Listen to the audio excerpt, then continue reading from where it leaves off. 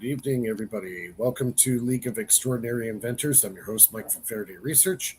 It is Free Energy Friday. It is Friday, January 16th, 2026. Welcome to the show. It is a cold and snowy night here in Toronto. Hopefully it's a little better in your location and wherever you're listening to in the world here. But not here. Yeah, it's kind of nasty here. We got belted with a huge storm on Thursday. We got over 35 centimeters of snow in less than 12 hours. So, yeah, it was a little crazy on Thursday here in Toronto. Traffic was backed up, and it was just a shit show. It snowed yesterday here in Gatineau, Ottawa, and now it's minus 14 Celsius. Yeah, it's like minus. It says it's -3 right now, but the day of the storm that night it went to minus 16 degrees. Oh yeah. So it was a pretty chilly night.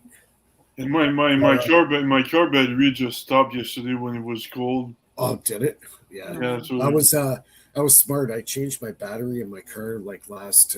When was it? It was June, I think I changed it. Yeah, June I changed my battery in the car, so I'm good to go. I had to get my car boosted. I fixed mine like just a couple weeks ago, saying, just different. I do it myself. It's just like a 10-15 minute job. It's so easy. You can save yourself like $200 just by doing it yourself. Go buy the battery. It's usually $130 for a battery. And then, 15 minutes of your time, and you save a ton of money doing some of the stuff yourself.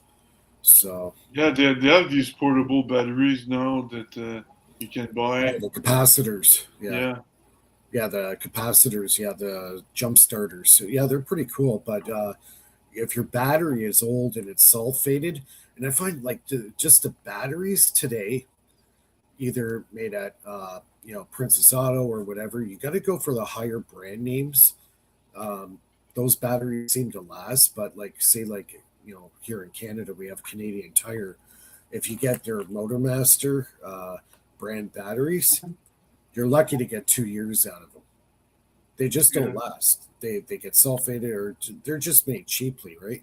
Yeah. But, I mean, I buy mine from a place like AutoZone. Like it has a warranty on it, so anytime it just acts up or anything, I just take it to them and they, either replace it or they just replace it if they have to, or they test it out.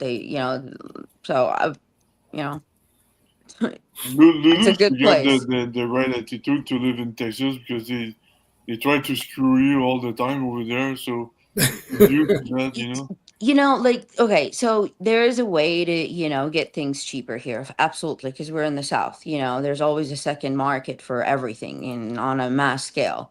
But, if you want to not always come out of your pocket on like cheap, gypped stuff, like stay in the system, like the commercial system where they have a warranty behind their things, like especially things that, are important, like tires, for example. I get them at Costco.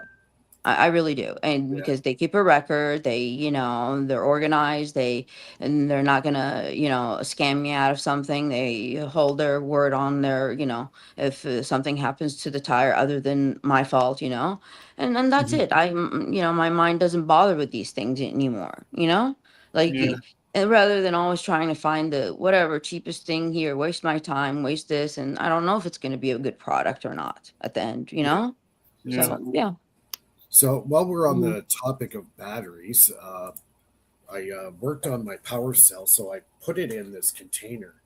So I got 9 cells in series in this container. Here, just drop it down so you guys can see.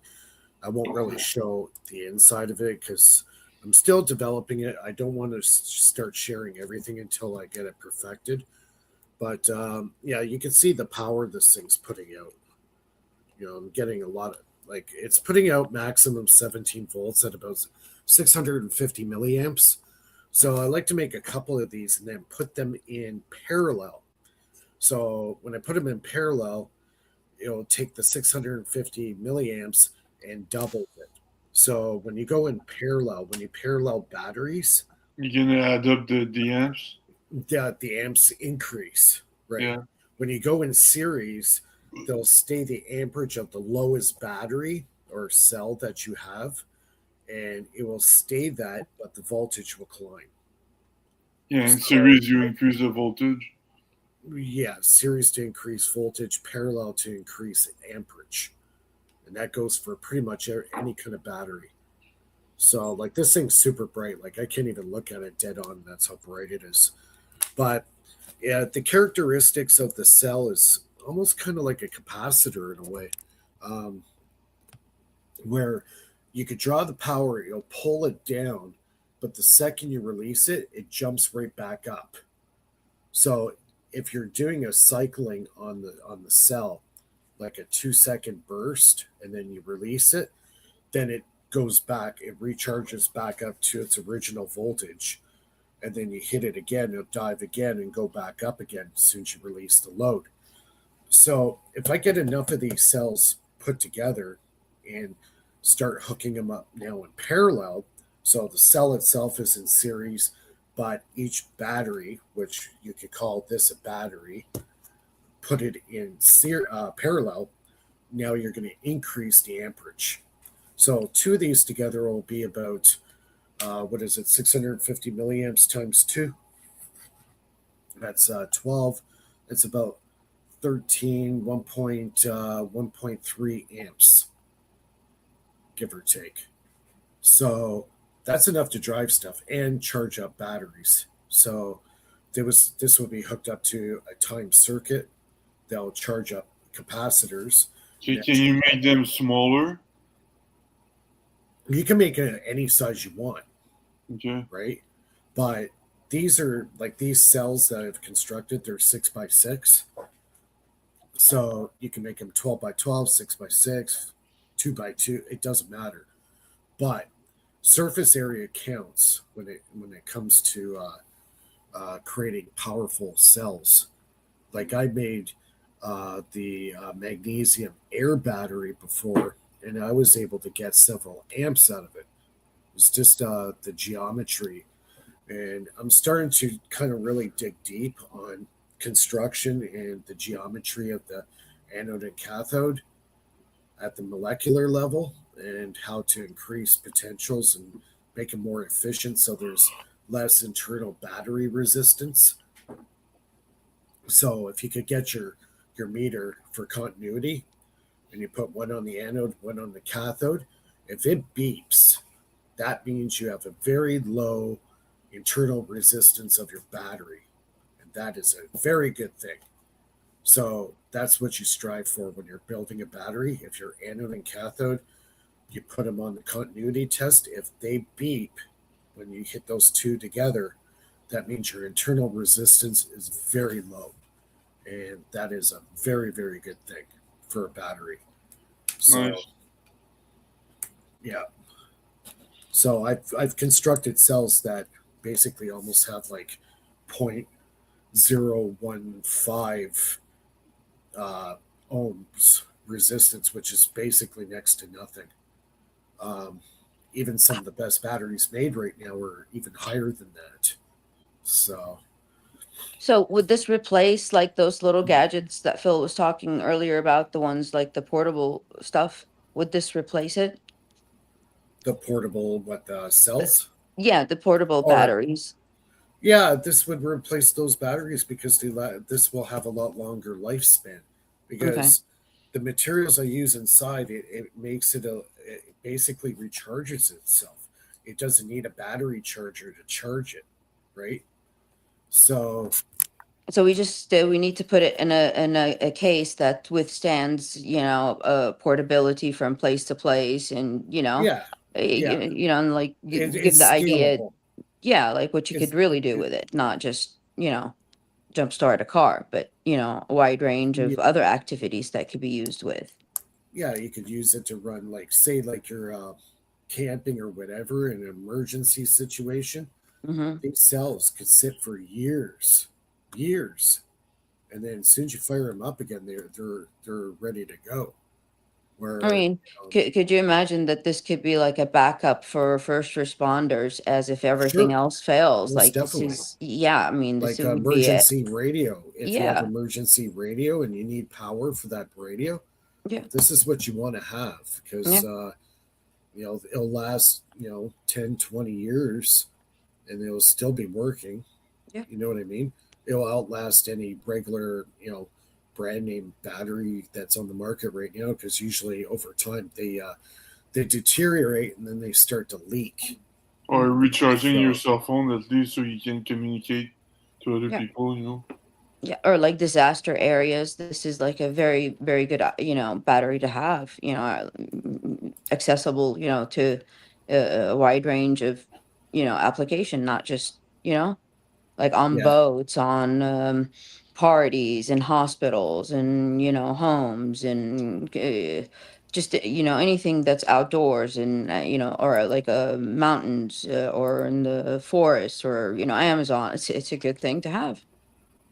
yeah, exactly. Yeah. I'm just reading some of the chat here. So one guy was talking about PN junction, non-linear materials. Yeah, that's I've actually been researching this a lot. There's quite a few universities working on similar to, using PN junctions and non-linear materials. So, like when it comes to material science in this, it's like boom, like crazy stuff.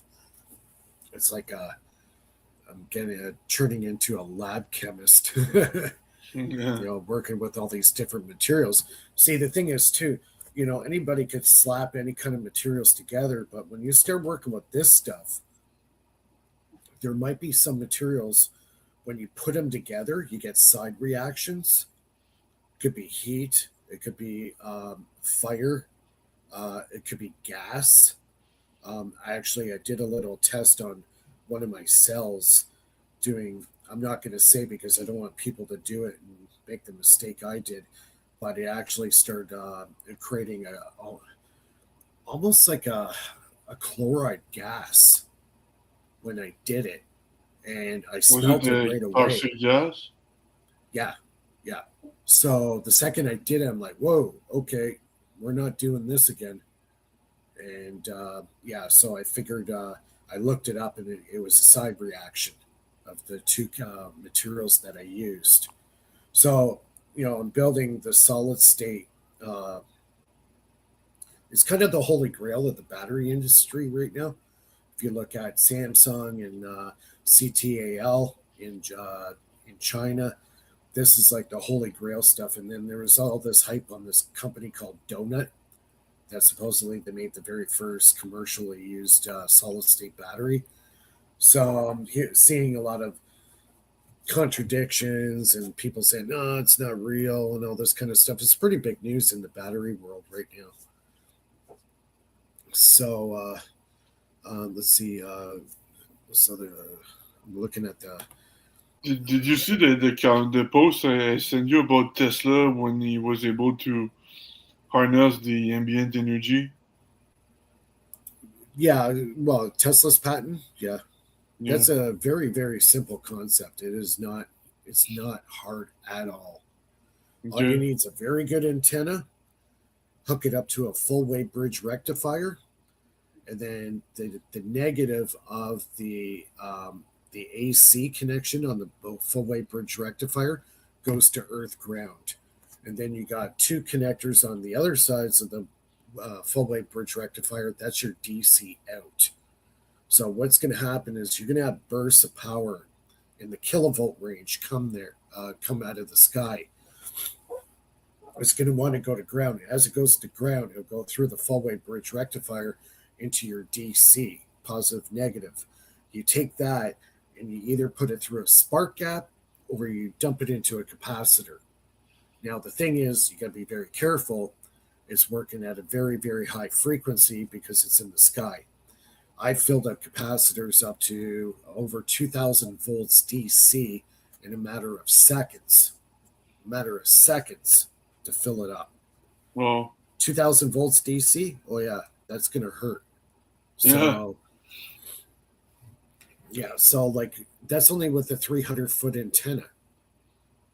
300 feet antenna, you can, those big gray capacitors, the big ones I have, Yeah, they store 2,800 volts DC. I was able to get 2,000 volts in that sucker in less than 5 seconds. Like, I'm talking fast. I'm like, nice, whoa. Yeah, I just saw my meter go, whoa. Thought I was going to blow my meter. nice. So, when you're working with that stuff, especially with atmospheric electricity, make sure you got a very good ground and you know what you're going to do with that power, because it'll charge capacitors within seconds because you have Nice. so much power going through it, high voltage. So you would have to have things set to absorb that energy, whatever it Yeah, a is. ballast. We Huh. I call it a ballast. So a Okay. light, it could be a ground rod, or it could be like steel bars of resistor, a very strong resistor, high ohms. Or You you know, could the use kill, it. Or is there a way or you to, could use it. or you could use it. It's one Okay. thing to capture that high voltage; is a matter of controlling it. Mm. That's where it gets a little tricky, and knowing how to control that high voltage, drop it down, or dump it into a capacitor, or just ground it out, or whatever. Can you feed it back into the system? Of course, Not with the with different processes, like to get it to you're whatever. already getting it. You're already getting it free from the atmosphere, right? Yeah. So it's a continuous flow, but that flow does fluctuate. So say like just before a storm rolls in, your potentials actually will drop. Well, I'm saying, like here in Texas, if you put energy back into the grid, they send you a paycheck. So, Yeah, Oh yeah, that's yeah. cool. They tried yeah. that bit with the solar, and it was a big crock of shit, and Just people create your weren't own really power making. station in your backyard, Lulu. Well, no, I mean, this one, there's no power station. This one is just absorption of the energy and modulating it and, putting it back into the grid, Yeah, and just, you can, but the distribute. thing is, the incentives are so insignificant. It's like, oh yeah, you're going to save $13 on your next power bill. Yeah, you but know, it's not, it's also not about the money. It's just about like, we could do it, it could be done other ways. yeah, So, they don't. They honestly, they're just doing it as a publicity stunt, just to say, yeah, we're like pro green.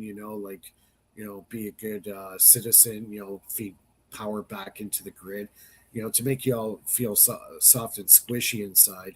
But meanwhile, they couldn't care less. As long as they're billing you at the end of the month for whatever kilowatt hours that you use per month, that's all they care about. It's like I've seen it. I've seen people spend 20, 30, $40,000 on solar systems and expecting to get this great incentive from the government. They got hardly anything. Like, it'll save you, 30, $40 a month on your next they hydro bill. I went through the process. They never use the same what they say they're going to incentivize. So public companies come and, you know, they'll give you a discount, but you still like you owe a And lot. then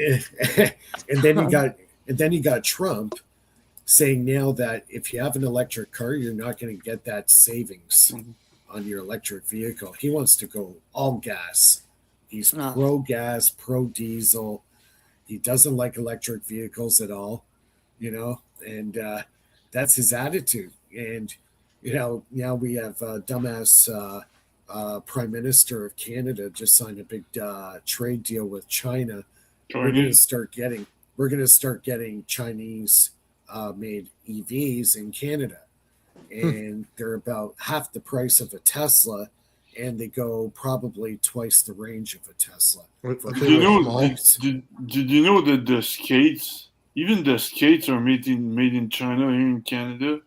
Yeah, Can you believe that? We don't even make our own skates anymore. I know. Man, it's so depressing. Yeah, it's true. It's true. Everything's made there.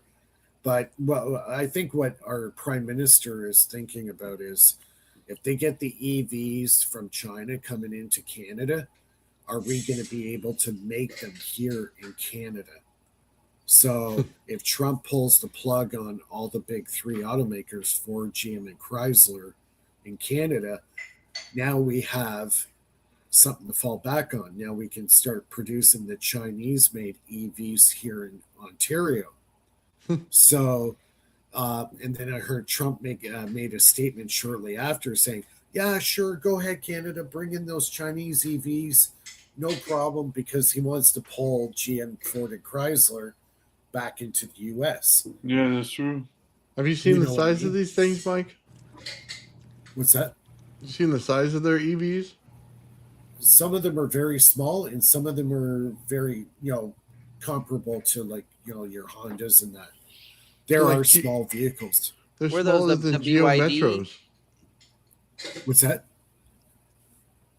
What was Say that again? the make of it, the manufacturer, BYD? Because I know that's pretty BYD is popular. one of them. I'm not sure which ones are coming, but I could probably see BYD coming yet. But I think they're a lot smaller, are they? Not by much. They would be like the same size of like a Honda Civic or Oh, a Civic. Honda Civic in that range. You But made you a know good point. You made a good point the other day for cars with lithium batteries, because we have a lot of highway accidents when the first snows here in Canada. Yeah. Always the same thing. Yeah. And car accidents with EV batteries is pretty damn dangerous. It's like a nuclear bomb, basically, waiting to happen.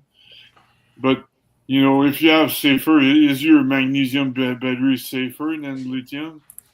Well, I know BYD and I think one other, I forget the name of the company. I'm not too familiar with these automakers in China, but I know BYD is going to have the new battery is going to be the sodium battery, the one that CTAL is making. So, that's a safer product. You could drill holes through the battery in this thing and they won't blow up or short out. How How's about the the performance of magnesium those? battery? They are not as powerful as the lithium battery when it comes to energy density, but they're about 25% less cost to produce. Yeah. And Okay. they're not dangerous. There's no danger factor, 25% cheaper. I've heard nothing but good things about the new sodium battery. They were making them back in the 80s, and then they just kind of faded away.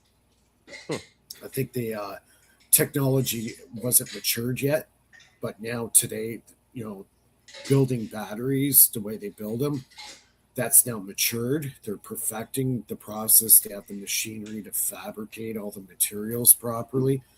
And, the sodium battery is making a comeback. So,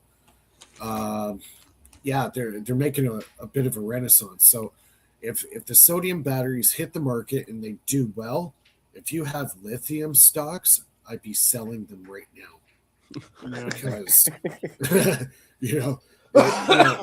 a sodium battery. Sodium is a lot easier to get than other materials. It's more abundant. It's not a toxic material like lithium is, right? So there's a lot of environmental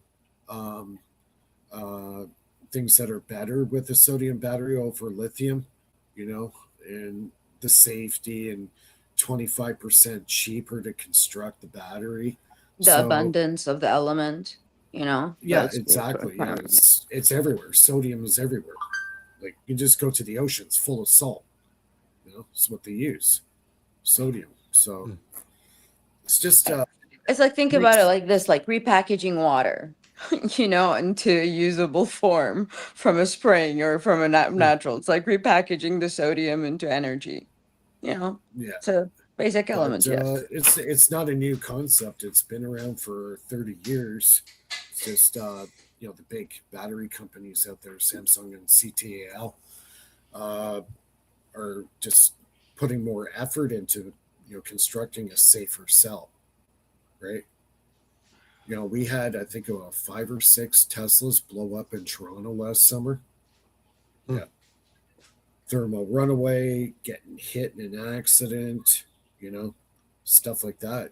I seen a video of one guy who he was in his vehicle on the highway, and it kept on going. It wouldn't stop, and it was like hugged up against the median, and this other guy's next to him, and he's filming him, and he's in his car like literally praying because he can't do nothing.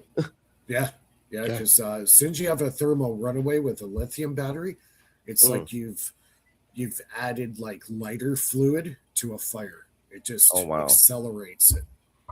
Just totally accelerates. Aren't you supposed to pull the handbrake when the car starts to skid? That way you could maneuver it the way you want by locking two tires. Then you could so you don't crash it. I mean, I lived up in the north where there's snow. That was what we used, not to crash into something. No, what I used to do if I ever got in trouble, like back in the 80s, our cars didn't have anti-lock was just kind of coming out at that time, right?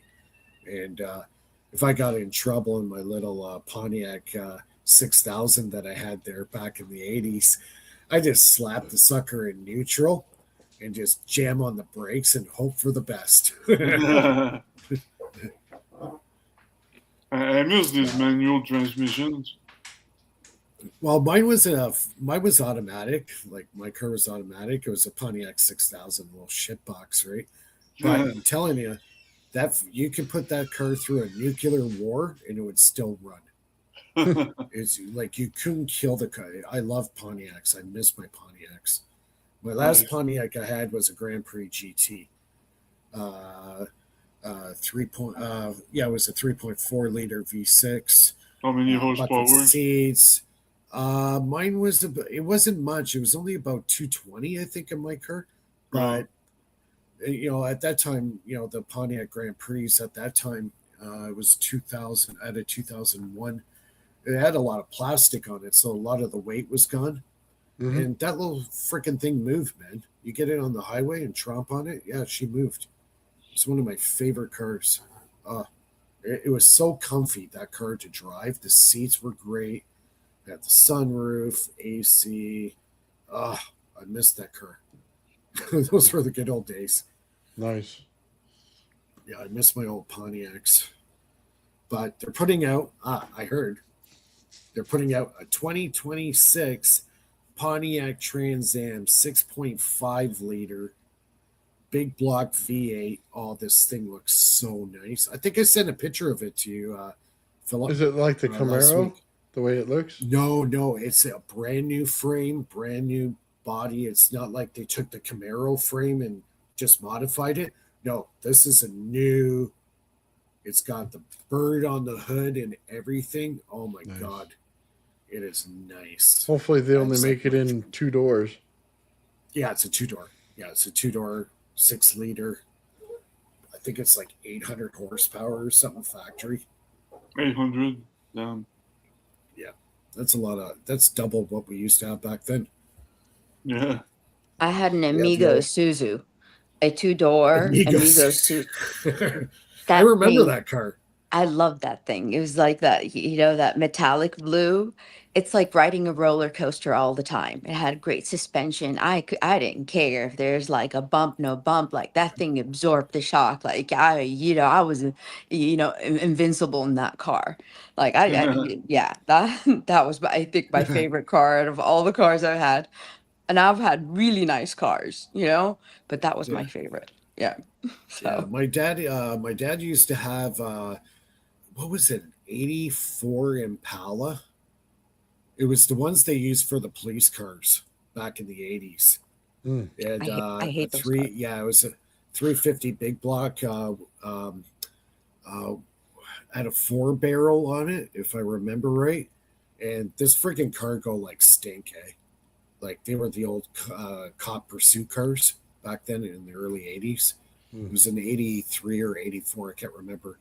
But my dad had one, and I love that car. That thing used to go so fast. And it was a big car, too. It wasn't a small vehicle. No, that was a 4,000-pound car. Yeah. 4,500 pounds. Yeah. So yeah, those were the days. I don't know, man. I like 69, 70s Chevys. Those are Yeah. usually the best. Yeah, a friend of mine, he rebuilt a 70 and a half Camaro with the split bumper on it. Yeah, And I had one. yeah. So he had that. He restored cars. So he restored this 70 and a half Camaro, 350 big block. Um, yeah, 4 barrel. He had a Hearse 4-speed slap shift with the turbo on it. Mm-hmm. 350 turbo tranny. I think he had I can't remember what he had in the rear end. It wasn't 410s. The rear end? Was it? Yeah, the rear end. Yeah, it should have a Ford Posse. Yeah, Ford Posse or something like that. Otherwise, it comes with a limited slip, and you don't want that. Yeah, it was. This thing had a lot of torque, like it goes. Yeah, I had a 1970 RS. It had the front bumper that in the center it popped out a little bit in the grill, Right. And then it had the split bumper, right. And then we raked it like this through 10-inch wide meets in the back. You know what I mean? Because those wheel wells are humongous in the back. Right. Ford 9-inch in the rear. You know what I mean? A 383 stroker in there. So we took the 327. 383. That's a Chrysler engine, isn't it? No. It's a stroker motor. Oh, the stroker. Yeah. So you have to take out the bottom shaft and replace it. So once you do that, it changes the distance in the pistons and stuff, and it'll get you the stroker. Yeah, and then we took the heads and we went 202 valve with the roller rockers on it, man. Yeah, roller rockers, yeah. Dude, this thing just lights it up, man. 850 CFM card, man. It was just like, you know what I mean? Just in one place, it just pure smoke out of the tires. Yeah. We did a smoke show in the McDonald's drive-thru. I'll never forget it. We had to open the windows because all I could smell is like burning tire inside the car, and I'm like coughing away, right? Yeah. Oh my God, we burned up a set of tires in about 3 hours. Nice. What's up, Bernie? Hello. I am currently enjoying the nice California weather in Nathan's backyard. And what's the temperature there? Right now it's probably about 10 degrees outside. It drops, so right, because it's desert, so at night it gets colder. But during the day, all the neighbors are looking at me as I'm running around topless in the backyard, soaking up the sun rays. It's amazing. They're probably saying he's a Canadian. Oh yeah. So now you're not hunted by the bears anymore. But you're hunted by the snakes. Yeah. No, see, I am a bear, so I'm out of hibernation now that I'm down here in the nice weather. So me and Nathan we're working away. We got so much on the go, like so much coming out here in the next, just a week alone. But here for 2 months, big things happening. Nice. You're close to the valley, as you call it, is close to what place in LA, Nathan? Not so much. Probably about an hour and 20 minutes out of LA. So I guess not too bad. So it is southeast. So you're east, right? You're east of LA. Yeah. So we're in the valley. So just south of San Diego. So it takes me about an hour to get to San Diego. You're in between San Diego and LA. Yeah, but just to shift it to the side. Yeah. Okay. Is that where they do the Coachella Fest? I forgot the name, but the famous Coachella Fest. Not sure. I know we got a bunch of casinos down here. I'll need to read the map. Nathan, how far are you from LAX? Well, it took us about an hour and a half, right, Bernie? Hour and a half, really, eh? Yeah. But that was with Kristen driving, so I'm going to say it's probably hour 45, 2 hours for the average person. Like a She's NASCAR race. Awesome. She's awesome. Oh, that's great. Yeah, it's good that you're down there and get to see the California sun. And Right. And so we started out with potato power as our first experiments, and we're only cooking up further from there. Yeah. That's awesome. Yeah, Sean sent us an awesome microscope, man. So we can check out everything and put it under there. Oh yeah, Totally. I meant to ask you. You guys had a good show talking about your RAV there. Maybe you can kind of fill in everybody on what you guys were talking about tonight, especially the experiment that Sean did, where he was adding the water droplets to the RAV and how it was changing the flame as the water actually got pulled in. It's funny how a plasma would do that. Why it would pull a fluid into itself. That's even that alone is kind of interesting. That one wasn't it. No, that one isn't it. Let me give you a different one. Yeah, that's Indio, California. You know where that is? Nathan? Yeah, this one here. I'm sorry, say that again, Phil? Indio, California. You know where that is?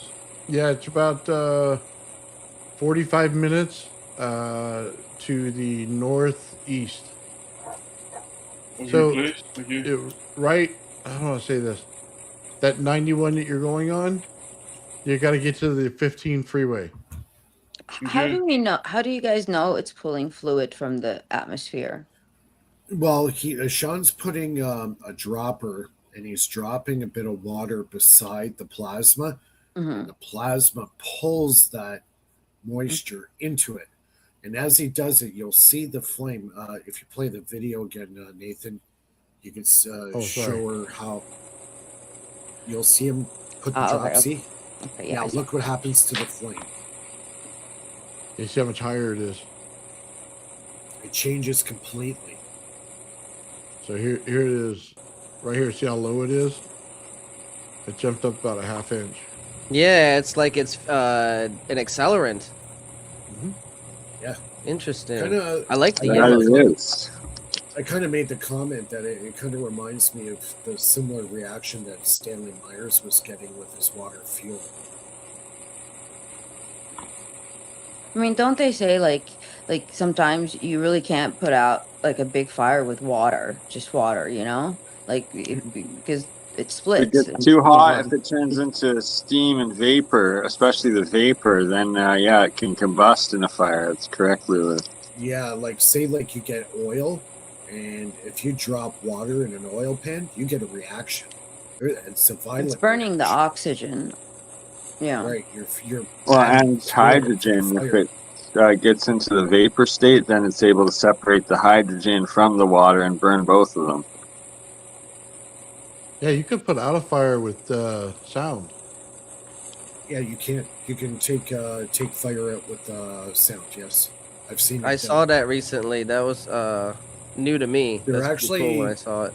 I saw them think, take out testing it a for, fire in Venezuela with sound recently too. Yeah, I was gonna say the fire departments are experimenting with ultrasonics to put out fires.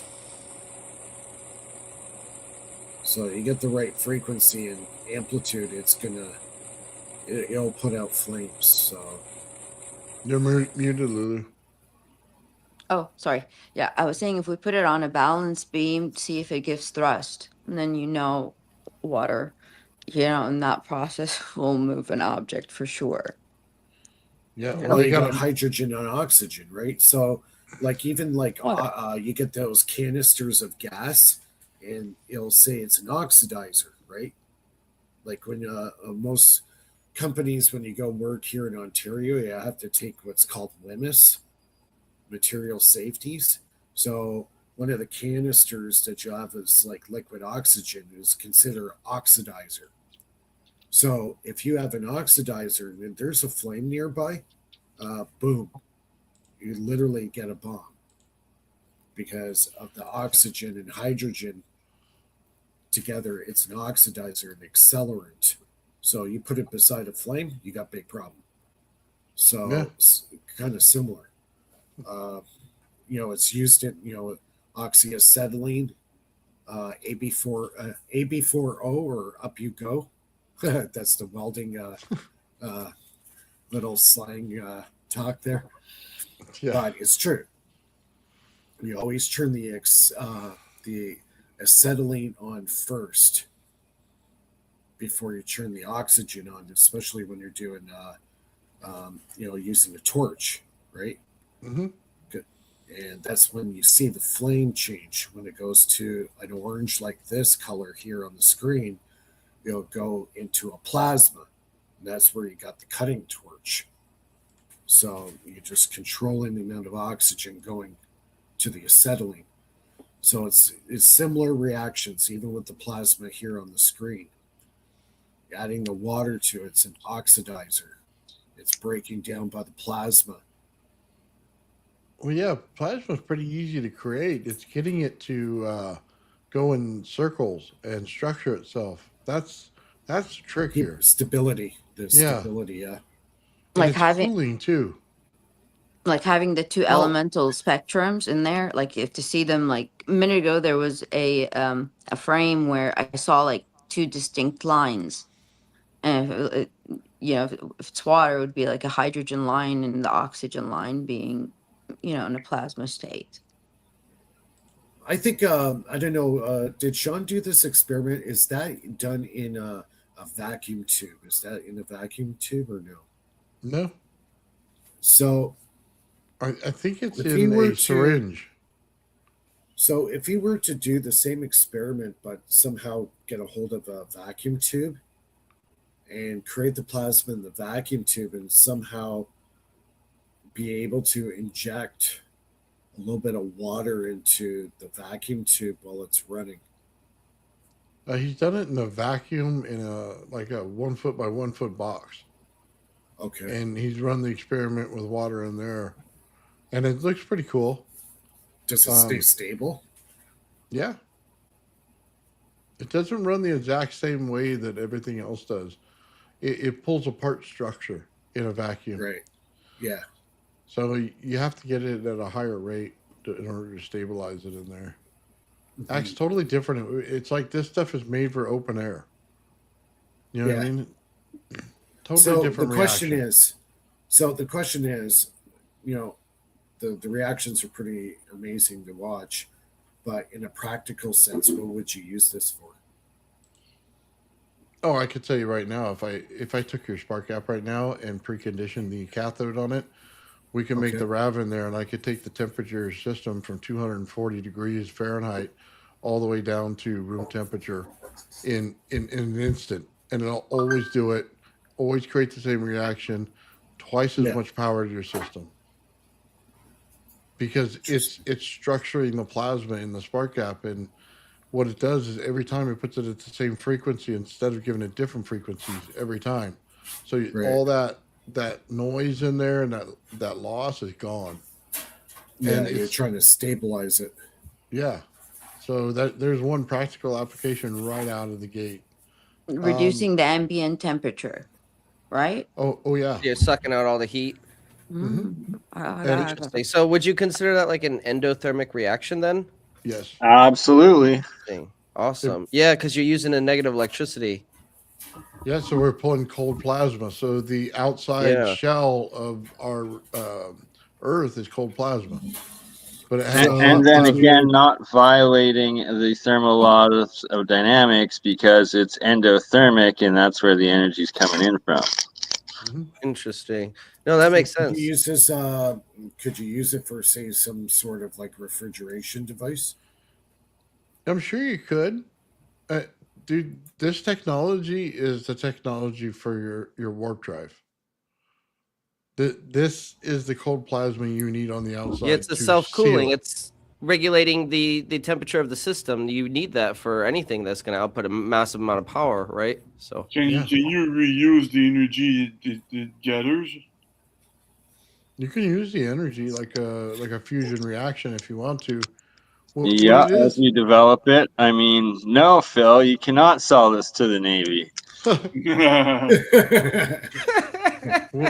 What it does in there is it takes a low amount of energy and couples the fields in a super efficient way that you need very little energy, and then it interacts with the environmental energy to pull that into it. So it becomes very stable very quickly, and it allows you to produce O3 inside of it so that you can then produce oxygen, nitrogen for an atmosphere inside of it. So it's Now, building its own atmosphere inside. okay, so if what you're saying is correct, it takes very little energy to run it, and you're getting all this energy coming out. This is an over unity device, and also too, it'd be in violation of the second law of thermodynamics as well. No, it's not, because you gotta do a good accounting. We're pulling in energy from the environment and coupling it in capacitance with the environment. Therefore, the Right. joules of energy in the earth I have to account for. Oh, So I see.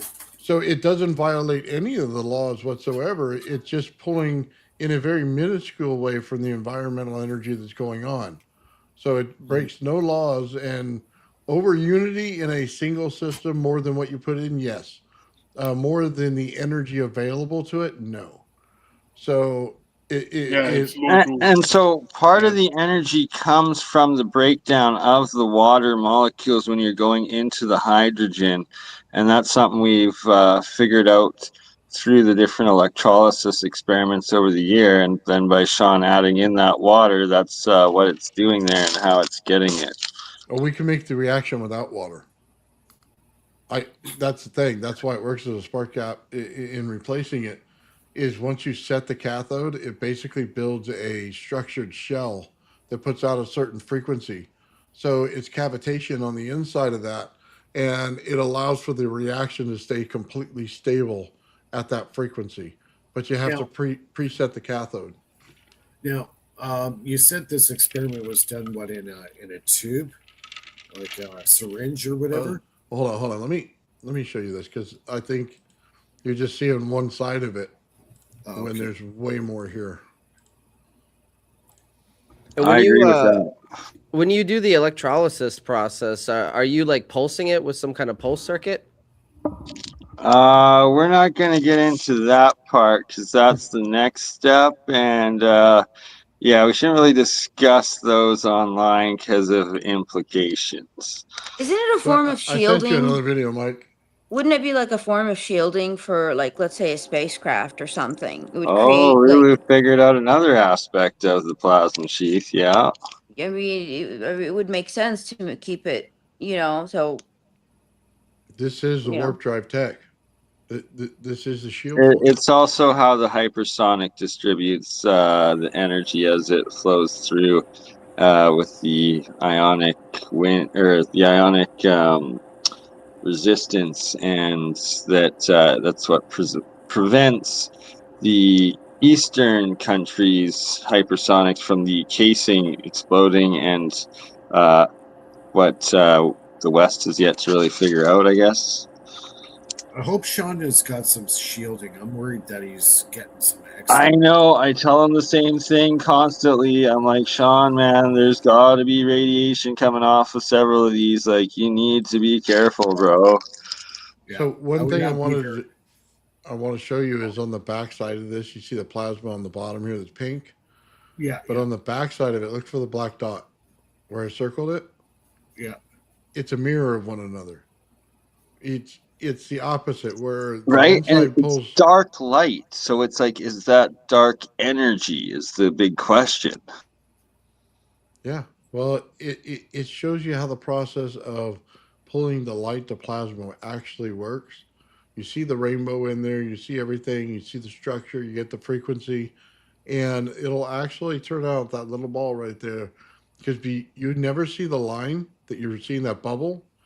That is so rare anywhere to see on this earth, is that bubble. Normally it's not there, and you just see the ball lightning. Right. So it's an interesting experiment, probably one of the best captured ones I've ever seen. And they have hieroglyphs of this, you know what I mean? Everything. This is the reaction that you want. And like I said, it's very important to get that counterbalance piece in there. When we look at other solar systems, they see a big black dark spot. They don't always know what Yeah. it is. It's this. This is on the other side. So when you look at the Earth and the stuff, you always see the magnetosphere going off in one direction. It's rounded on one side, but on the other side, it makes a figure 8. Well, that little black dot's in that figure 8. So this right here, this pink one will turn into a satellite like a moon or something and just orbit this. It's a trip. Interesting. So, and then we verified that it's not a trick with your camera, just so you know. It's not lensing. It's not a flare. It's its own entity, its own resultant of the reaction. So when you put this bottom piece on a spinning device, right, and you spin it, this entire thing spins with it. Could be like Oh, proof can of we the bring spin. that video up, Nathan? Do you have that? Because it's like, or do It's we like- share that tonight? Because it's like, oh my God, when you see it in the context of it, it just the implications are ridiculous. But it proves everything Nathan's saying without a shadow of a doubt.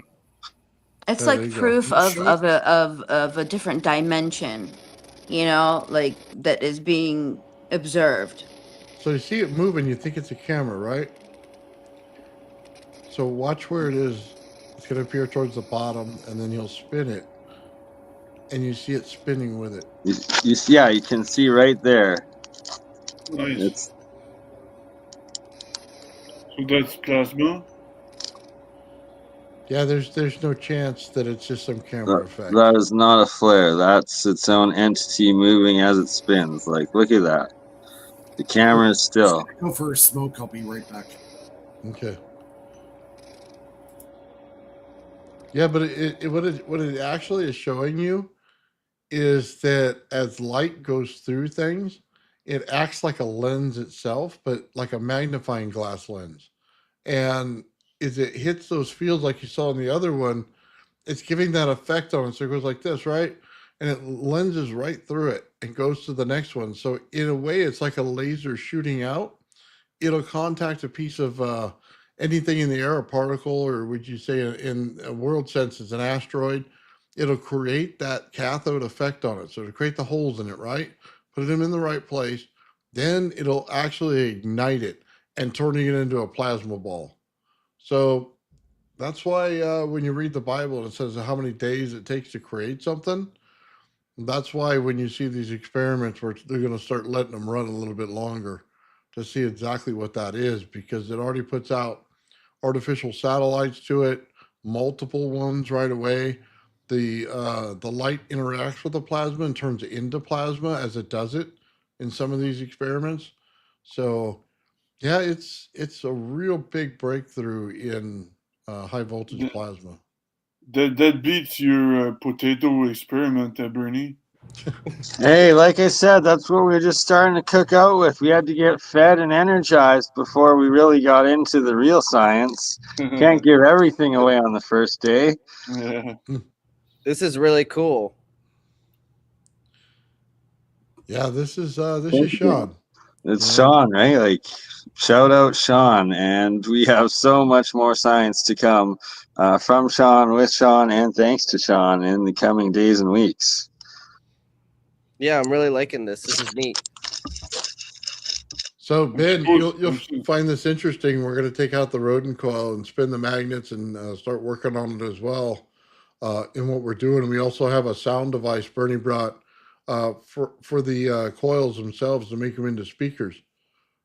So we're going to be doing some PoE frequency generating testing and Nice. Hey, document and make sure you let me know if there's any weird sound effects that you guys get from the coil. Oh, we will be recording it all. Don't you worry. And the goal is actually to trigger some sonoluminescence while running it through the electrolysis reactor with the atomic hydrogen and see what we can do. But that one we're gonna set up like the first generations of them with the lower magnitude, and then we'll set up at Tesla Tech at Steve's Ellswick's test range out in the desert when we combine the magnitudes of them, just in case it, we end up go boom and it be a big plasma star in a jar instead of just a little one. And, got to be safe when we do it.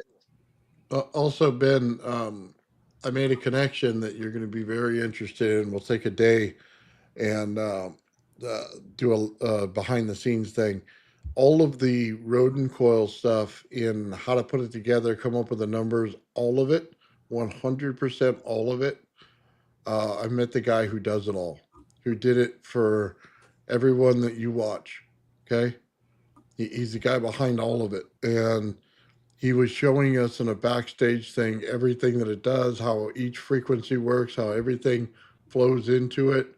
He let us see a little bit behind the scenes program and use it. And it has to do with how many different wires go into it. And everything's in 3D animation. It's absolutely gorgeous. That sounds really cool. I'm excited. I had a feeling it had something to do with the number. I'm just gonna, sorry to interrupt, I'm just gonna log off here and I'm gonna rejoin in with Nathan for his last few minutes that he's got, and I'll be rejoining. Yeah, so we were thinking of you, Ben. We were watching that with him, and I go, "Oh my God, Ben would love this." Like, yeah, that sounds really cool. Like all the numbers you see on the the black and white when they do it, or the red and black. You know what I mean? Right, when they're transcribing it from the vortex-based mathematics pattern on the torus. So basically, this is what he does. He does all that work and shows you the patterns, and he has a spreadsheet where he puts in the pattern, and then it puts it out in a 3-dimensional look on exactly how to build that coil. And then he can put it straight into an STL file and print it out for you. Damn. That sounds really neat.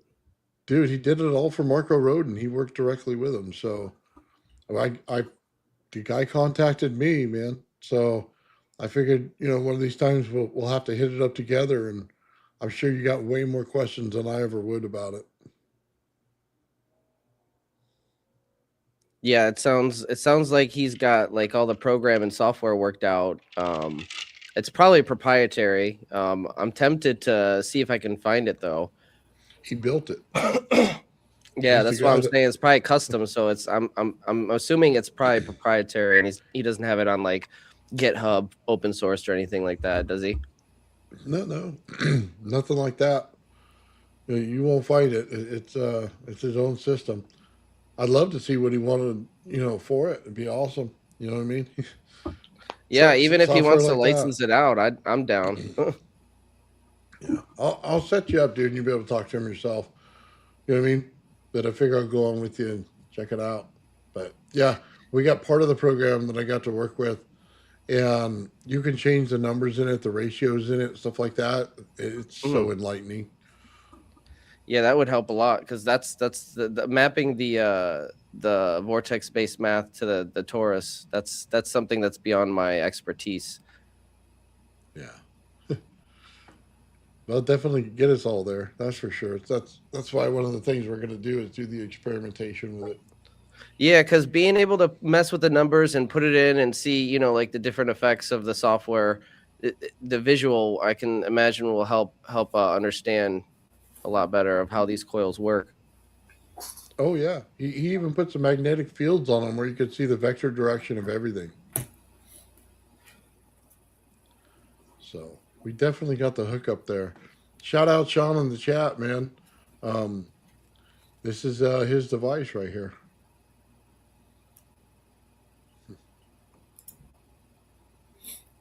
Yeah, cool. Very nice. Yeah, I remember tearing apart VCRs and taking these out. There's those little motors for winding the tape on it. Yeah.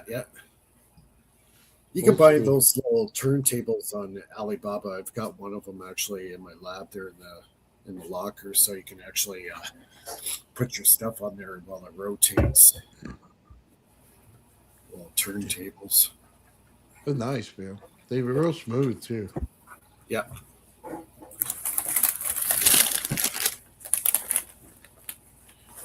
Cool. And I meant to ask you, have you been working on anything particular in the last while? Or? You said what? Have you been working on anything? So I haven't been doing much testing. I've been charging these batteries, and they take a long time to charge with the Bedini motor. I'm trying to charge one of them at least fully with the negative energy and rerun my dipole preservation test. But mostly I'm focusing on putting together an information package, I guess. So Malcolm Bendel emailed me because he dropped in on one of my live streams, and he was interested in my synthetic AC hypothesis, and he said that I should, email Marco Rodin and a guy named Richard Herlick. So I guess Richard Herlick, Herlick. Dr. someone who Herlick, could, someone who could potentially, help me make sense of the hypothesis with mathematics, something that I'm not really akin to do. Going back to the Bedini, you were talking about being able to get a lot of power out of it. Have you tried it putting it into a cap dump circuit? No, I haven't really messed with it or modified it at all. I've been just using it to charge the battery with negative electricity mostly. Because what you can do is hook it up to a timed cap dump. So what it would do, you would time it, say it takes 10 seconds, for example, to charge up the capacitor. And then after it charges it, because it's a capacitor and you release that energy, you can have several amps come out. So that's interesting because they K Energy stores, Kevin from K Energy, where I bought the Bedini motor, he does have a cap bank made for the motor. I was wondering what it was for. I didn't really ask him or whatever, but circuit, that's probably that's probably what it's Bedini for. Will charge it. Yeah, the Bedini will charge up that cap, and when it gets to its like maximum potential, the circuit will turn on, close the circuit, and all that energy that's in the capacitor dumps right into the battery. That could be 5-10 amps in a dump. That's right. So you get a little bit more charge for your trigger. Well, you get the current. You get the current from the capacitor, right? By the way, sorry, eBay sells them for $26 instead of Amazon at $56. Oh, really? Yeah. Sorry, it's a cap dump circuit. Yeah. Really? I'll have to look into that. Yeah, it's got 5 caps to it. So, also barium titanate you were talking about in your piezos is also available in a capacitor. They're the little block ones that you get on your boards. Those are fast fill, fast dump capacitors. So anytime you use those, if you can find one that's big enough without having to get to the piezo size, or even the piezo size works, it amplifies the amount of energy going through it. Like Mike was always saying, it doubles the amount of voltage going through it. But it does it by saturating the cores quickly. So it's a fast dump. So if you got like a frequency that's really high, it brings in the frequency really high and then dumps it really fast. So it's good for the initial startup before you go into any cap bank. That way it's boom and boom, but it also transitions the energy for you. You know what I mean? So I would look for that for the barium titanate. It's also something that'll work as an oscillator that goes back and forth between 2 coils. So because of the way the piezo works, it bounces back and forth, working as a natural oscillation to any circuit. So it's something to think about when you go to put this stuff together. Yeah, interesting. There's so many things you can do. But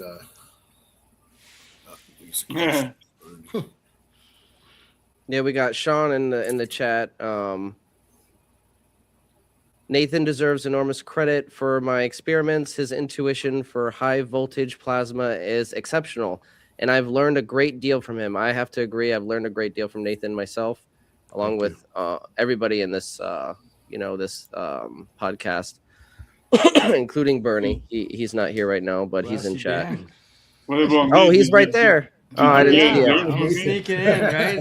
Right when you think I'm gone, I'm right here.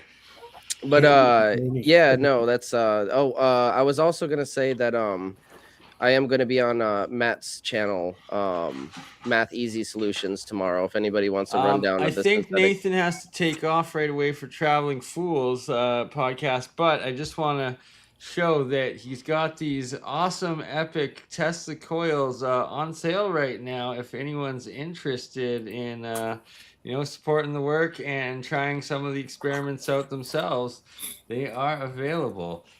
Just figured I'd plug that in there because he does such hard work, and I'll rejoin once Nathan's off from my computer. So Hey, Ben, we'll see you guys. Can you send the link, please, for your thing tomorrow, so we have it in the private chat, so I can stop by and take a look? Yeah, I'll send it. I gotta Put find that it. in the It's private chat, should be on his channel. like, He usually sets probably it up. log in. Can you send an email, general email too? You said what? I'd send an email.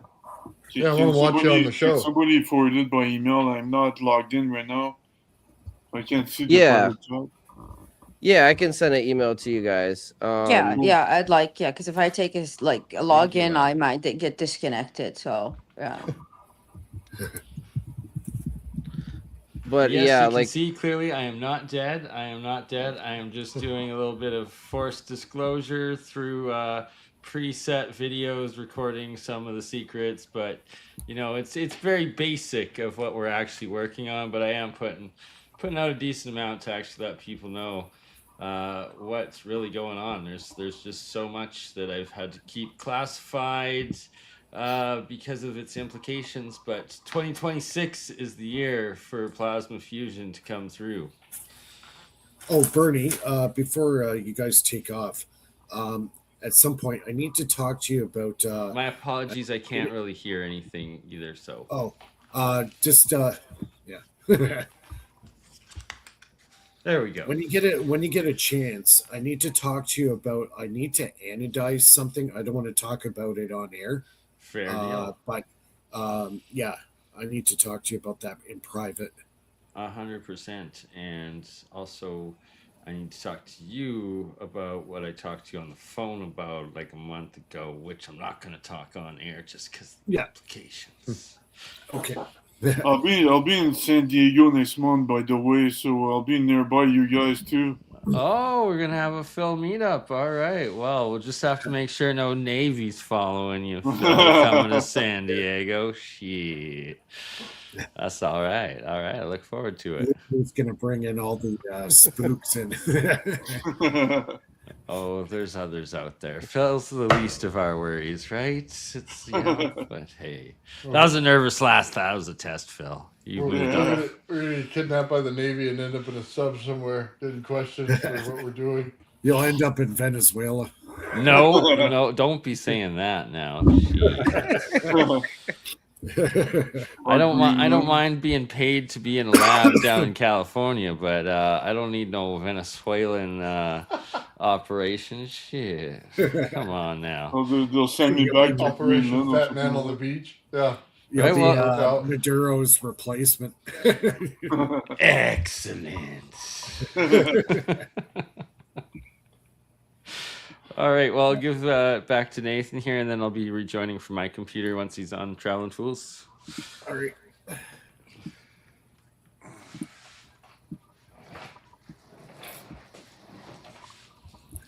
Lulu, you've been quiet.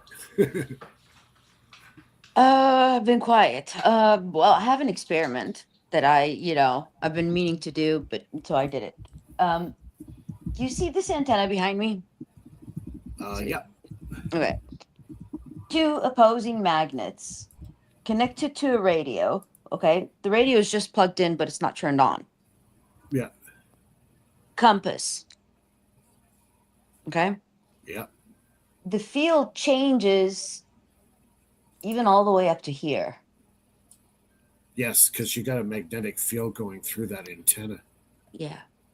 So that's one experiment. Another experiment, I got a new toy. Oh. I don't know if I could, let's see if I could flip the screen. I'm not sure I could do it, but maybe. Let's see.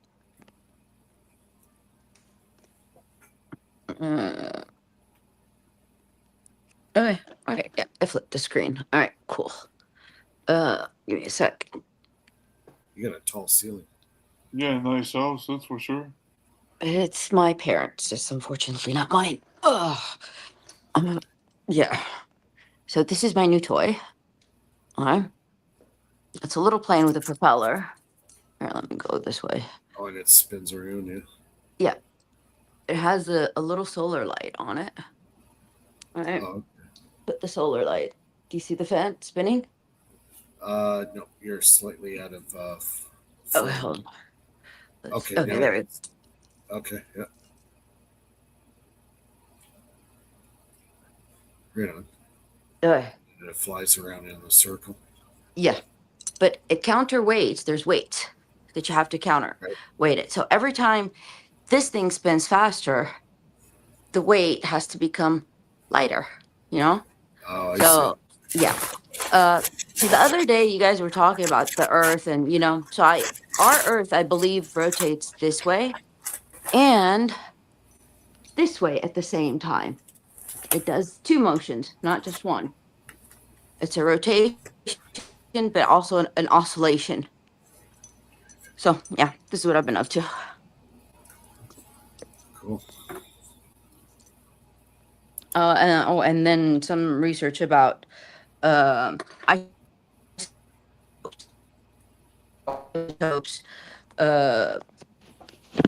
They could have positive and negative charge with the same element. It's just the loss of some protons or neutrons to the core could change its complete state completely. Same element, same everything, just the isotope. So how we write the atomic weight on there reflects the charge of the isotope in that element. So that was another thing.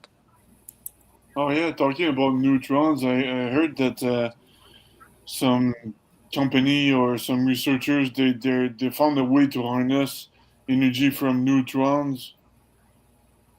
I don't know. I didn't read the documents. I need to read it, but it's pretty interesting. Neutrons, I never thought they could be harnessed, but apparently, yeah. Well, my whole research started with Dr. Yu, the NASA scientist that was on the last show. It intrigued me how he kept on saying how, hydrogen unfolds and has polarity.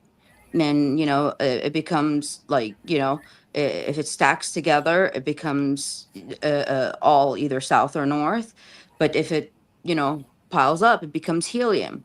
And so it kept on like, in my mind, going around like how does that transition happens? And it's with the isotope. When it loses an isotope, it changes the charge. It's not written enough. Exactly. Yeah. You- The you have- isotopes are the type of charge and polarization. You're bang on with that, Lulu. Like it's not written, like you really have to dig into it. Like you have to dig into so many, and not a lot of them show you that an atom has polarity. It has a positive and a negative. And like by the spin vector, by the loss of a proton or neutron, it flips it and then it becomes a different pole. So the isotopes is the key in all of this. Yeah. So what else? 3i Atlas is stationary. It's not moving. It's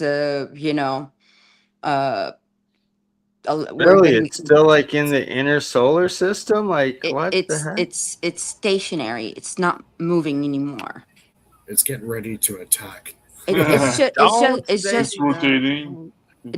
It's stationary. It's not like flipping. It's not rotating. It has to be like a digital engine that is guiding this thing. It's not. Energizes, probably something like that. Okay, but for real, last week it was reported all across the world that all humans, their heart rate synchronized for a few minutes. All humans, 8 billion people. And they got the data from hospitals. Hospitals were everywhere that weren't connected, reporting the same, that all of their patients, had a synchronized heartbeat. So, that's an interesting thing. And another thing, our magnetic field is being distorted. 89 satellites fell out of the sky. Just a few days ago, Verizon's transmission communication dropped for almost 12 hours. You know, I was one of those people that got affected. So, yeah, something's happening up in the atmosphere. CIA is classifying it as, you know, like Solar national, storm. yeah, a national security thing, But and you know, blackout well, media, I complete media track blackout. Lulu. I tracked the sun's activity in the last week. There's been massive coronal holes showing up on the sun, Mm-hmm. and just like not long ago, we just got another G1 electromagnetic storm KP5. Mm-hmm. So we're getting bombarded with these solar storms quite often in the last 2 weeks. I've been I tracking. mean, personally, I've been feeling so tired, so drained. You know, the atmosphere is, you know, the magnetic field, either it's like, you know, too strong or that it's affecting, you know, natural biology life. It's not just me, like I could feel it. Everybody around me is just, you know, like very tired, you know, very on the like the slow frequency, you know?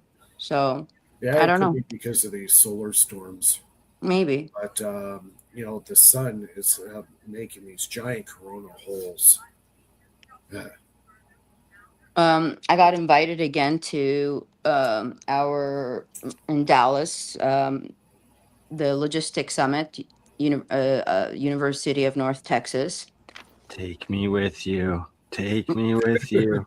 Okay, come on, seriously, come on down. I'm like, I want somebody to come with me. Just I always go by myself, and I feel so silly, you know. Like I'm not taken seriously because I'm one person, but if I do have my team with me, my team with me, if they would come here, we could Take me possibly with you.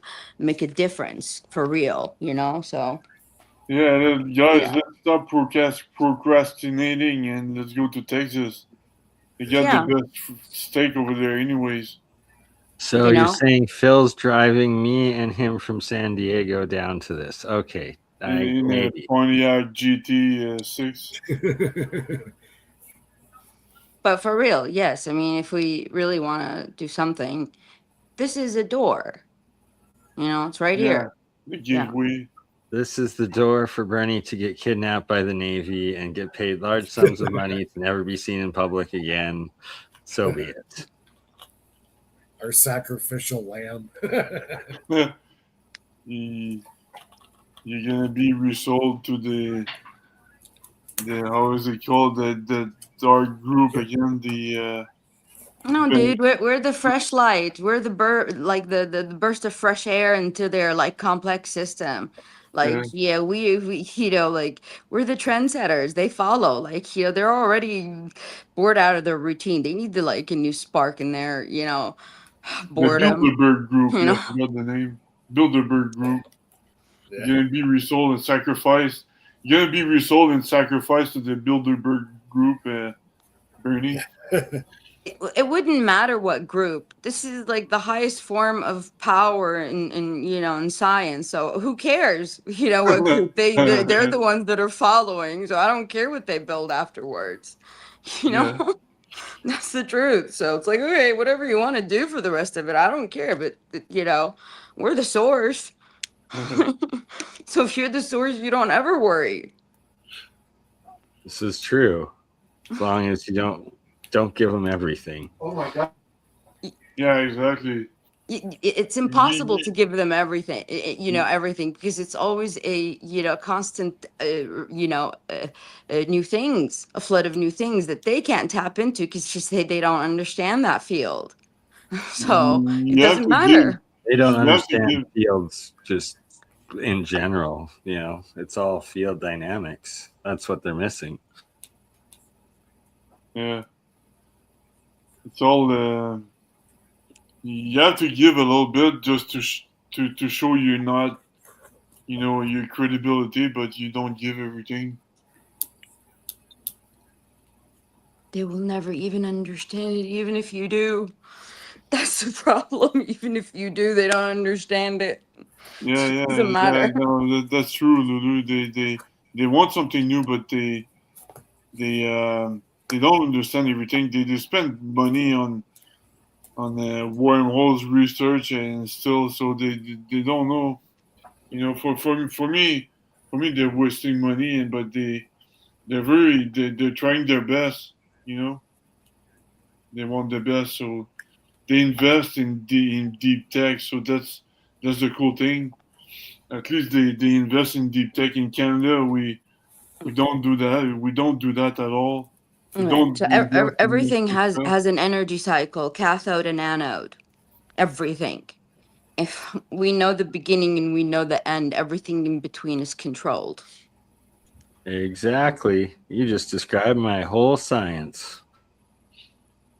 They could stray off as much as you want on the size, doesn't matter, but it's still going to be collected at one, at one point. Starts one point, ends at one point. You look like a famous artist, Bernie. Can I have an autograph? Picasso. Always. Bernie the Picasso. Sign me an autograph. Bernie, I'm loving your little portraits of things. That was cute. Right, and so shout out to CBK Wahoo in the chat. He sent these here to Nathan, and we got some orgonite onks to go with, and then there's some other orgonite plasma frequency generator, but we're going to be doing an episode all on that on its own.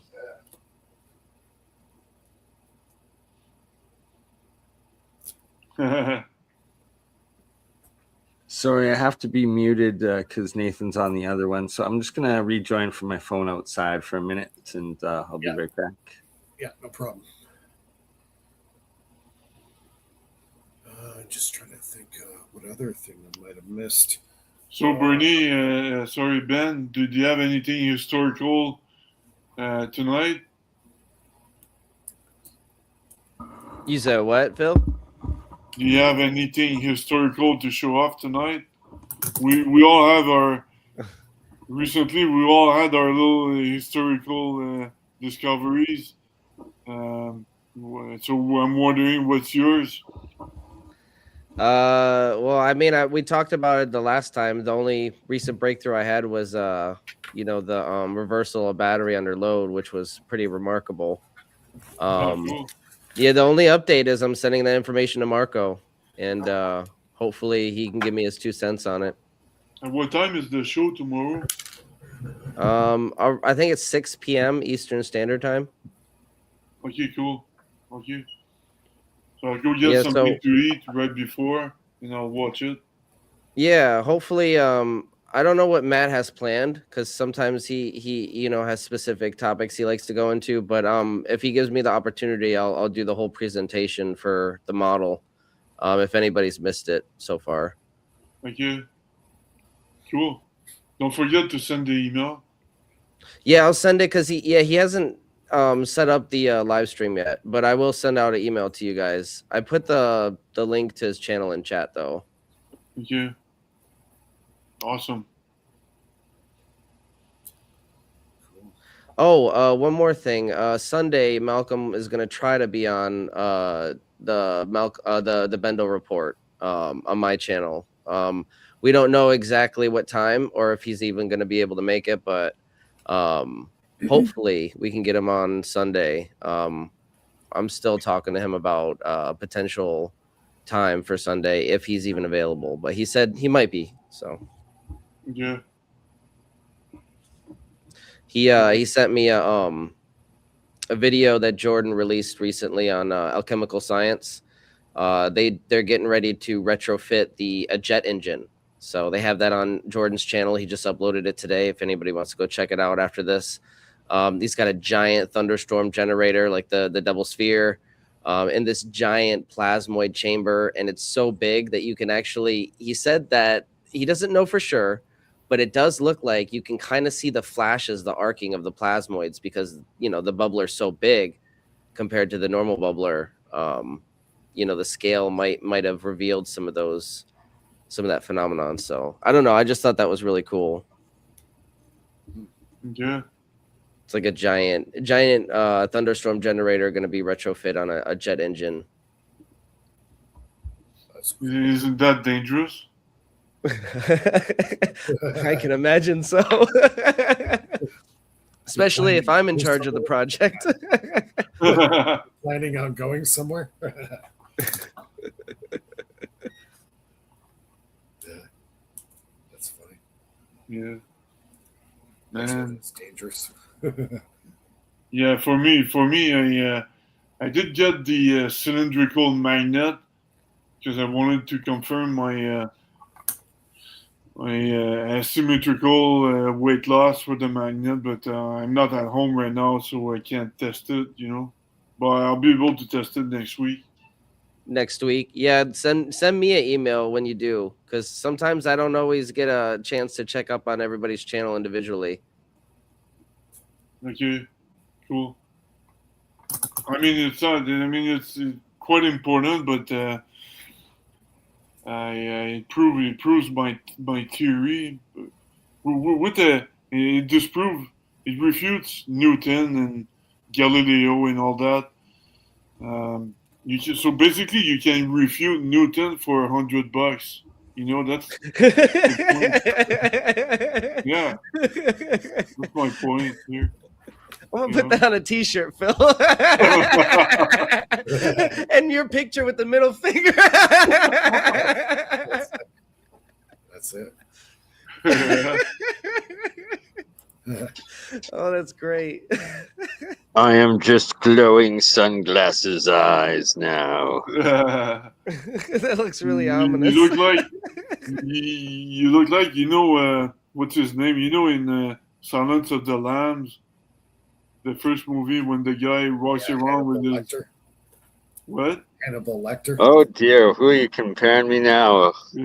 Hello, Clarice. Hello, Clarice. The other Hello, one, the other Clarice. bad guy. I forgot in the first one. Yeah, Hannibal.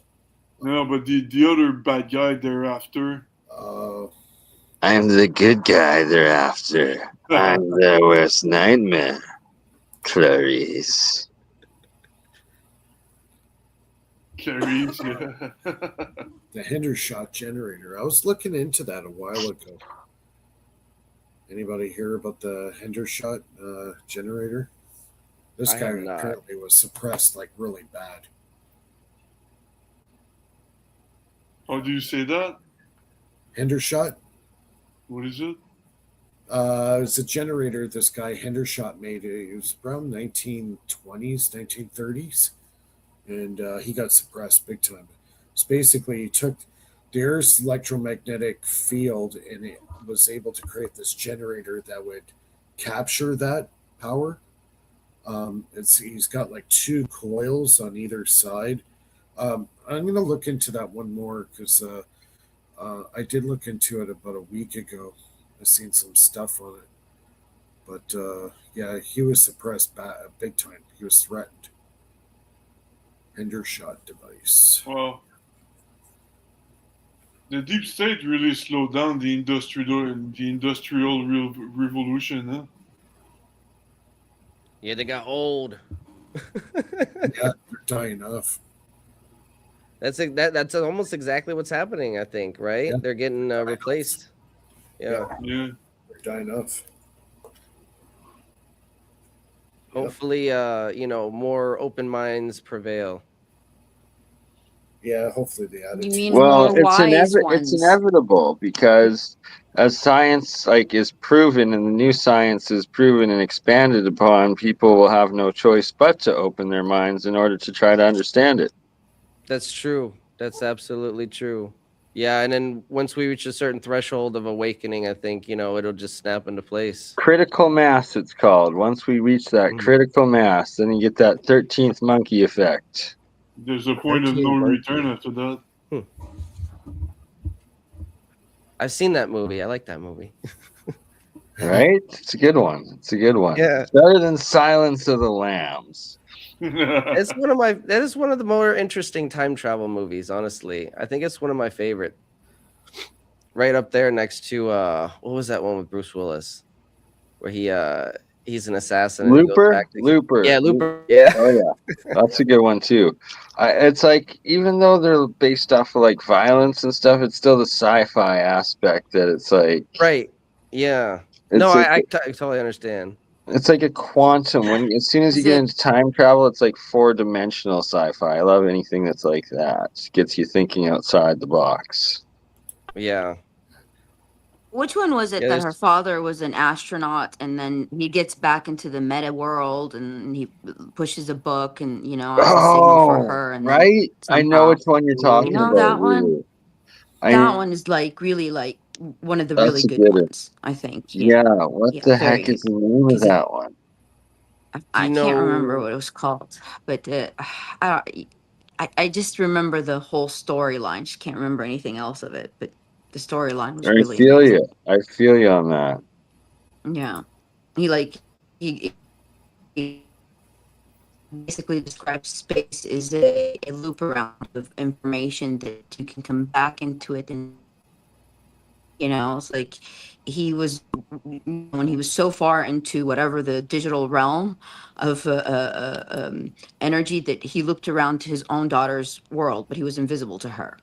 It So was like it coming tells you through like the time is a wall, loop. right? He's able to come through the wall to her Yeah, in the end. yeah, Yeah. yeah, something like that. He knocked a are book, you talking about and she Interstellar? yeah. I think Oh it yeah, was that's what It's a Interstellar, actually. Interstellar. I think that maybe Yeah. that's what it's called. Yeah, yeah. That That was a was a good one. pretty good movie. Well, we are going to be Interstellar in no time, but it's going to be wormholes, I think, that go through it. Interstellar, yeah, that's for sure. Do you think it's going to be more like a Stargate or like a vehicle? Yes. Yes, I Vehicle, do. a vehicle, but we can't create a Stargate artificially. I think. Well, I know. Well, there was the time that I was recruited for a black project where they said that's what they were working on. So it's like my own personal experience. I don't really talk about it, but it seems like they recovered ancient ones from after I was approached and what I was exposed to. But I have no idea if it was real or not. But I have a feeling it was. That's a whole other wormhole for another day. Yeah, I always had the feeling that that movie Stargate was based on, at least in part, like real historical fact. Me too. Me too. Or something in Egypt or whatever, and somehow got it working. Sent a team in, and they ended up in another planet or whatever. That seems like far fetched. Right? But It seems like what happened in Iraq, and then it was 10 years later, basically, that I was approached after learning a bunch of the Keshi plasma stuff. And I struggle with like comprehending the experience to this day. I don't know if it was real, but it was like, yeah, no, we'll save that story for another day. We'll save it for that. I have a question. What if we, how we quantumly lock a magnet to a surface by freezing it? Like, like they put it in nitrogen, they take the magnet and they put it on a rail and, they right, a quantumly lock it. superconductor. Yeah. Well, what if we create a one that's a circle, okay, and we put them all on the inside, from both sides, and when we rotate it that way and when we push it that way, what happens to the center? I like where your head's at with that. You mean counter rotating? Wouldn't that Or? create? Yeah, counter Yeah. torsion. What what would happen in that center? I guess we're gonna have There's to going to be try a it and find collection of out. energy there. There's just makes sense. Absolutely. Because it's Yeah, it's a depending on closed the loop. geometry of the So magnet. Depending on the geometry of the magnet, if it's spinning counter rotational, you might be able to get some kind of field cavitation effect. Sounds an awful lot like the Philadelphia experiments, if you ask me. What were they doing? Like, honestly, I don't know anything about the Spinning, technology they were counter-rotating, trying. extremely strong electromagnetic field. Really? Huh. Yes, sir. I know John Hutchison was like replicating some of that, but I never got into any of those videos. I was subscribed to his website, and then like the link mysteriously got deleted off of my email. Right? It's funny how that happens constantly. Right? I don't know. It's a It good was very thing. Hey, weird. Ben, it's a good thing. No, it's a good thing. Listen, I had Hutchison's information in my Mhm. system, like weird things happen. We are all quantumly entangled to whatever we probably watch of a certain state. There's still Mm. a, transference of that into, even if we watch something that's so old, doesn't matter. We're still linking it back into the, to our state. So, yeah, he has some magic to this, but with information, that's how information still connects. If string theory is accurate, then that, think about it. You watch a video, you stream it into your own existence absorbs it, it reflects back, and so forth. So any anomaly, the more we're still connected to it. And if you don't want weird things, then it's a good that it got lost. So I If deleted you mine don't want weird intentionally. things, don't No. appear on this show because, well, No, you got a weirdo Hutchison's in me. weird things was too weird. Too weird. Not, I mean, it's amazing, but I dug a lot into, the Hutchison effect, and his life and people that were around him. Some people disappeared, just to Yeah, say. yeah. Well, I So talked to him and Nancy 5 times, and like, dude, 5 2-hour interviews with him has got some stuff out of him, and I hope his health is well, and hope to connect with him again because, like, they're just a wealth of knowledge, and some of the questions he was able to answer for me, it's like I'll forever be having to give credit to where credit's due, and he helped with figuring out atomic frequency resonance and how to map it, and yeah, I owe that to the Hutchinsons for sure. And how did they put that? What is the saying? Knowledge is power, huh? So I guess. Exactly. And this is Free Energy Fridays, so we're putting out the knowledge to power the people. Exactly. It's morphin time. It's morphin time. 2026. I'm gonna buy you a Power Rangers suit. No, Voltron. Voltron. Okay, we are Voltron assembling. I can see Philip wearing a Power Ranger suit. Go, go, Power Rangers. I swear I saw him last time I was at Comic-Con. Yeah. We'll see Philip at Comic-Con. Yeah, he was the Black Ranger. You're gonna see Bernie at Comic-Con, that's for sure. We have a big one that comes to Toronto in the summertime. Well, I need to find out if the one in LA is here while I'm here, right? Then Bernie's just gonna be a character all on his own. Yeah. You'll. Yeah, that would be cool if you do a live show there. Oh, you best believe I'm going to be live streaming all over California in the coming 2 months. Like, it's going to be a bit ridiculous. Even when the men in black will grab you from behind. Especially then, Phil. We're going to have 3 to 4 cameras going at that point, just so you guys can at least get one of the license plates to try to save me with. Yeah, good stuff. All right. So Just watch out for ICE, man. They're kidnapping people off the street. See, I asked that last time, and Disappear, they man. gave me a racial answer that I didn't have to worry about it. And I was like, Just don't do okay, like some. I guess. Don't speak Spanish, whatever you do when you're down there. And don't speak French, right? If I start speaking French, then they'll be like, "Oh, you Canadian." See, Phil, he's got the accent. He's gonna be no, fucked. they can't tell. Just pretend they can't tell you from Canada. They don't know Canada there. Just tell you from. I'm from Minnesota. I'm from Montana. All right, I'm from Montana. Yeah, exactly. Operate on Mountain Time. Yeah. Just say when I was there, my skin would get dark very quickly because my skin gets darker very quickly under the sun. So people couldn't tell where my accent was from. So I pretended I'm from South America, something like that. So Phil just gave the answer where he's definitely getting deported. Phil is definitely getting picked up by ICE. South America, not the answer when ICE questions you, Phil. Yeah. Exactly. I'm shooting myself in the foot right now. It's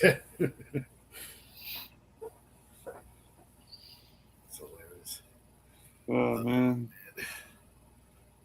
Well, we've got about 15 minutes left.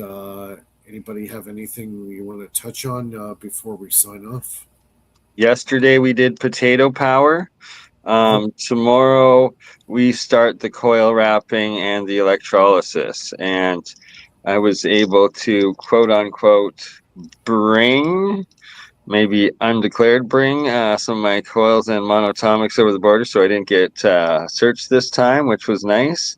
But yeah, I'm in here legally to apply for my patents. They made sure to ask that everything that I will be manufacturing in my patents will be made in America, not in Canada. So I said sure, and then they said come right on in. So shout out to Sean, if Sean's still watching. Sean Calderon, he sent us a microscope today. Yeah, so we got a digital microscope to start looking at the samples, documenting them, and we're going to be setting up a bunch of control experiments with the electrolysis, creating more. And then we also have the frequency generators to start adding in with the coils. And like I said, hoping within 2 weeks here to set up to fully do the sonoluminescence star in the jar, along with the atomic hydrogen, which that one we will be doing in the desert, because there's potential. You never know how big of a reaction we're going to get.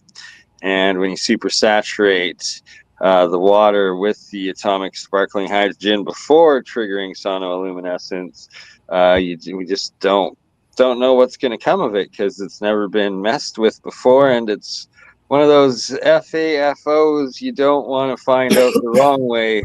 You want to have a big area away from other people, because we're not about blowing up the neighborhood. We do not want to blow up anything except for an empty test range if the yield out of the reaction is larger than anticipated. Yeah, and don't go near the forest, because you'll burn the Desert. That's desert, Phil. Test range in the desert. We are good.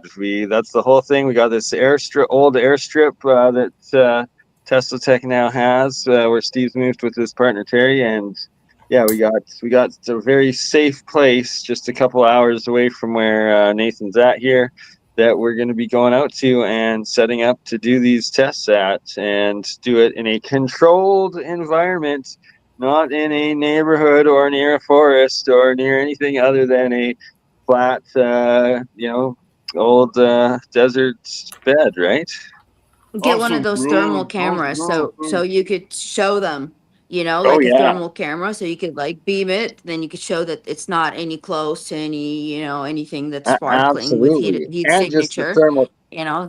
camera for recording it, just for the sake of, we can be like, yeah, we're professional YouTubers now. Yeah, let's do this professional video. Yeah. You gotta learn to say awesome, dude, because that's what they say over there.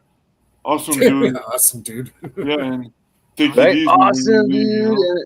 And then there's gonna be like the And face palm moment we're gonna edit in, and then there's gonna be like the don't try this at home we're gonna edit in, and then the oh my god reactions. And yeah, we're gonna do full edited videos, so we're gonna try to step up the quality and break the algorithm, hopefully.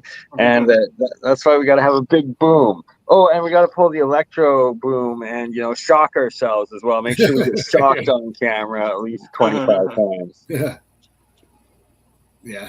What if we bring the capacitor you were talking about, Mike, to the desert, and then distribute it amongst Bernie's jars and pump them with that kind of energy? What happens? Yeah. Hey, Lulu, stop giving away secret experiments that I'm already working on, and we don't want to You're ask not those already working questions on. yet. I'm creating it right No, now as no, we no, go. don't worry. You know. We've been planning that for months now, and I was specifically when I was like, Mhm. "Hey, remember the thing I talked about on the phone that we don't want to talk about on here?" Yes, but the audience, Mhm. don't worry about what Lulu just said, and we'll show you recordings afterwards. Yeah. I wish I had my stuff when I was down in Calgary there back in the summer. Uh, when I was in the Badlands there, where the dinosaur museum, the amount of electrostatic energy on those peaks there, Bernie, oh my God. I literally, when I was climbing those stairs going up the mountain, the hair on my arms were standing up and they had the steel railing. And about every 5 steps I went up, I would touch the railing, I would get friggin' shocked like crazy. Like the electrostatics there were, There's energy in them hills and oh mountains in the man, Badlands. I could feel it. Just the electrostatics Well, there. Oh, so you may or may not have noticed in that the township of Drumheller there, in yeah, those Badlands, that in every backyard there happens to be a mound that is extremely pyramidal, and it also has parallel alternating 1 foot levels of different colors of sand, including 3 charcoal layers, which according to geology is impossible, but according right. to archaeology of the mounds of the Americas, matches the pyramids in America. So it's like that there's probably a whole bunch of pyramids there as well that could be charging that area too. Who knows? But Whatever's something's there, definitely doing it. whatever was there, I could feel it. When I was climbing those stairs, I could feel the energy. I could literally feel it. And I would touch the railing, boom, I would get zapped. The Yeah, electrostatics there that's more. just, That's really feeling it. That's physically getting zapped, feeling it. You oh know. yeah. And it was like, it was a good snap. It was like, when you touch your car door when in the summertime you get out and you get zapped on your car door. It was like that. But mind you, it was 28 degrees. It was pretty hot. It was about 80 degrees Fahrenheit, and it was dry. The dryness helps. So just being in the Badlands there, where all these huge stone structures are, and you can see, like Bernie was saying, the layers in time, and that's where all the energy is coming from. Is all these minerals.